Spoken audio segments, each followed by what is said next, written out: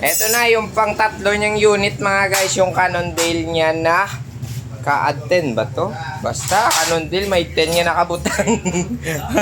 Parang unit mga guys, yung kulay black na Cannondale na road bike. So yung gagawin natin dyan, lilinisan din natin lahat ng mga bearing niya. And then yung harapan niya kasi flat. Ayan, flat yung harap. Yung nakita niyo naman siguro, kalawang pa rin yung kanina, yung cogs, pero buksan na mga bearing niya da. Tubang likod, tom bracket, head parts, no? Buong kagonda na, pratis, mamaya, malipyo man sa gihapon. Nari buong kagonda na, guys, ang iyang wheel set, oh. Noon. And then, natakon na pidalom. Naamo na siya magkakasang ato niya wheel set. Yara. Yun, natanggal na. So, tanggal naman ta crankset, panguna. Islan ta interior, pratis, makita niyo mamaya ang tsura. Ya kayo? Oh, dibuta po rigko, oh. Oh, rigko ba na? Ah, so tara, libyo ta. Tiga. Umok na. Ah, okay na. Okay na. Tanga na. Nan. Pin man lang na. Sige. Inanay lang. Yo. So perfect na sa mga guys. Ano, say man nakagina. Iswita na kita mo tubig kay para mo kasang iyang mga balas. Nice. Sige, busan mo ng matindi. Natanggal. Ano? Yabok. Natanggal ang yabok. Gago! Madali lang. Siguro may tunok siguro na yun.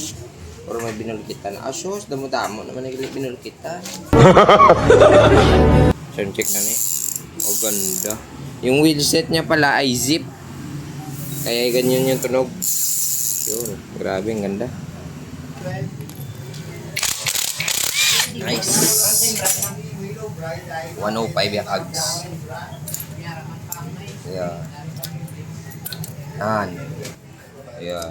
Tingnan natin kung lang pulse yung zip niya. Ayan. Ay, okay. So, 3 pulse. Eh, wala na. Isang pulse, oh. Oh, walang nahulog dito. Ayan. Ala ka. Saan mo ilagay yung isa?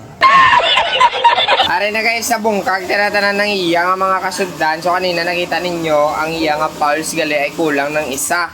So kala ko kanina nahulog lang. So ni-review ko yung video ay kulang din pala. So ayan, lilinisan na lang natin mga guys, so, para makita ninyo mamaya kung gaano siya kalimpyo. And then pakita ko muna sa inyo kung ano mukha ng mga pinantanggal natin. So ayan po. Ayan. Eto na siya mga guys. Oh, ipalapit ko na sa inyo. Naamon siya, oh, na walang marka na nalagyan nila ng pulse. Oh. Ito yung pulse ang lapad. Katulad ng sa Chosen. Oh, ang lapad talaga. So ayan, lilinisan muna natin to. Yung mga button bracket bearing niya, crankset. So ito pa yung mga bearing sa front ito eh. Ito yung sa rear niya. So ayan yung mga QR. So tara, linis muna tayo kasi natuyo na ko bilatibay. Yun, bilatibay gid. Sa 105 niya siya button bracket alin. Wow, linis po. Pero may sangit na.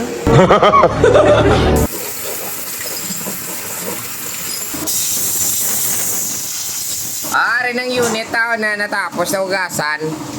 Yun. So pala tatasin nyo mga guys, no, ang aton ginugasan man yung mga kasudlan. Araw. Narinig pala ko na kamera, no? Para at least makita ninyo bilang paano paglimpyo, paano na siya kalimpyo, ano na siya kalimpyo. Araw na. Wow, ka-perfect. Lipay-lipay naman na siya, idol karon mo, tapos siya rin lang iyang, ano, ang iyang hub doon. So, nakita nyo naman siguro, grabe kita pag-uti, tas ang ubrata. So, kita ko na eh. Eh, para at least, makadalaga na siya. And then, mapim na si idol nga, tapos na ang iyang bike. So, tara. Excited ako. Kailan daw, tingin parts ko ng bukid. Ah, okay. Do medyo sakto lang man siya, pero kinanglan dyan buksan. Dalom niya. Amo man eh. Limpyo man. Oh, pero limpyo man na siya po, di ba? Ayan na mga guys, sa wakas natapos na rin natin yung Cannondale ni Idol na kulay black na road bike. So ipalantata sa inyo yung tsura kagina.